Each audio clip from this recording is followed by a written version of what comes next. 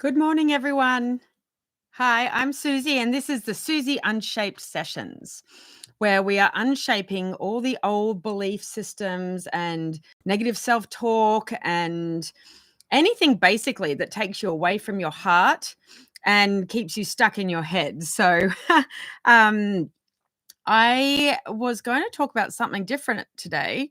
And then this topic has sort of come front and center, and that is about rejection.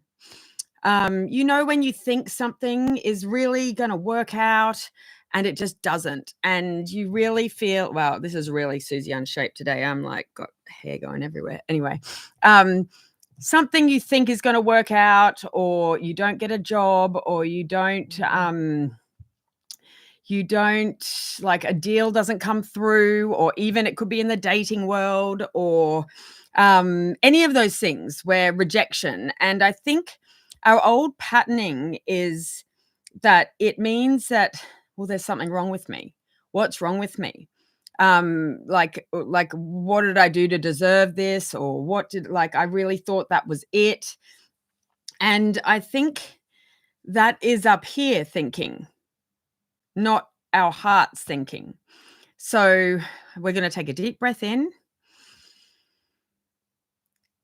and let it all out and realize that our hearts are way smarter than our heads. So our heart knows things that our head doesn't. So our head is going to try and think our way through the rejection, but really it's our heart that has to feel our way, and it can feel. So what we feel is actually the subconscious programming in our head that we're not enough. So rejection means I'm not enough. So we take that on board.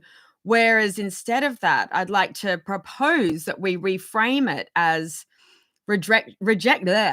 can't speak, rejection being purely redirection to a path that's actually going to be more aligned with your heart. So you can't see it at the time, but I know, I would nearly guarantee that every single one of you has looked back on a situation and gone, oh, wow, yes, I get it now. I can see why either that had to happen for that path to be opened up, or why that was actually protecting me from something else. Like it won't happen all the time. Lots of the time we just actually have to sit with the fact that we may never know why it didn't work out. But I'm sure you can think of one example where you can look back and go, in hindsight, I can now see that. So it's about trusting that there's a bigger plan for you, and trusting that you are exactly where you are supposed to be. Trusting that in your heart. And it does take a little bit of surrender. And I would say I'm probably a little bit of a control freak. So learning how to surrender without knowing and trust that it's going to be okay has become an incremental process for me, I would say. Like sometimes I'm really good at it, and sometimes I have to dig really, really deep to figure out what it is. So I just had a phone call with a lovely friend, and she was like, I'm missing something. What am I missing? What is the piece that I'm missing? And I said, well, and so we sat in it for a bit, and I was like, well, maybe you're not actually missing anything. Maybe it's just that wasn't the right door. Obviously, it showed it to us that the door was like really wonky and it didn't open very easily. And in fact, I think monkeys were operating that door. But if you want, and that's what I said to her actually, is like, those monkeys, they're just peeling bananas. You're trying to like create a rocket ship to the moon. So you can't get a monkey that only knows how to peel bananas to understand your concept of building the rocket ship that goes to the moon. It just is, it doesn't fit. It's a little bit like the fingers, me banging my head, trying to fit a square peg into a round hole. So that's like an aggressive imagery, but think about it as, what if the universe was showing you the square peg and the round hole, even though your mind thought it was a round hole and a round peg, or whichever one I said, would fit. So your mind thinks it's that, but the universe is saying, no, actually, that's not the fit. That's not it. And so they're going to redirect you. And so you don't go down a path. And if you try and jam the wrong shaped peg into the wrong shaped hole, you could get there, you could get some tools, you could maybe try and chisel it down, like, and still keep trying to make it fit, but you're just wasting time for where you're supposed to be.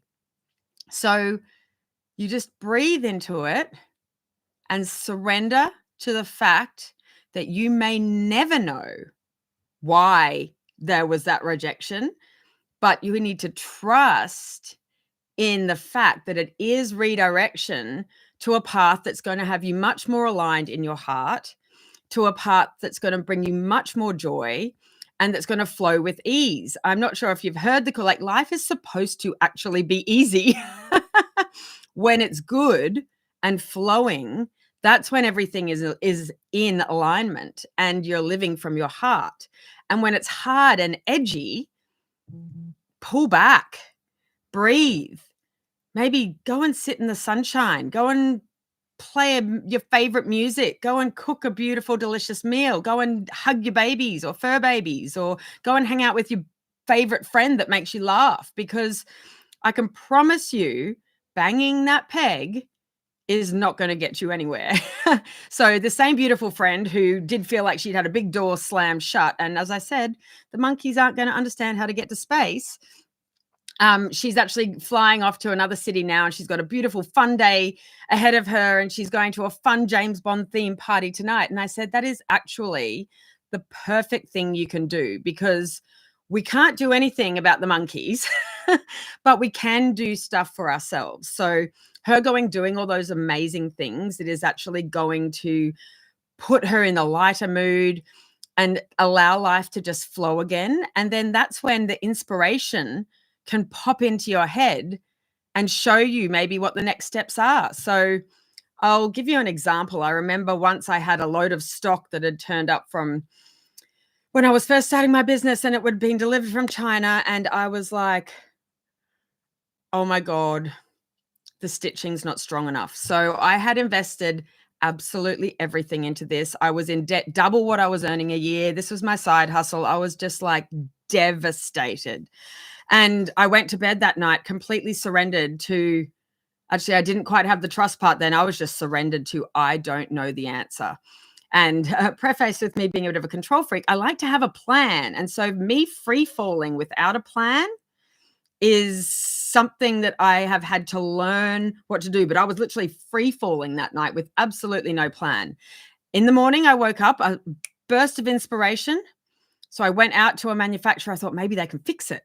And she looked at it and went, no, we can't fix that. And I was like, then depths of despair again. And then I actually did surrender into trust. I spoke to a lovely friend who's actually a clairaudient, so she can hear things. And she said, no, they're wrong. You are going to find someone that can fix that. And they're going to do it at a much cheaper price than that factory would have charged you. The local factory would have charged you. And she's going to be really appreciative of the work. And you're going to end up becoming quite good friends.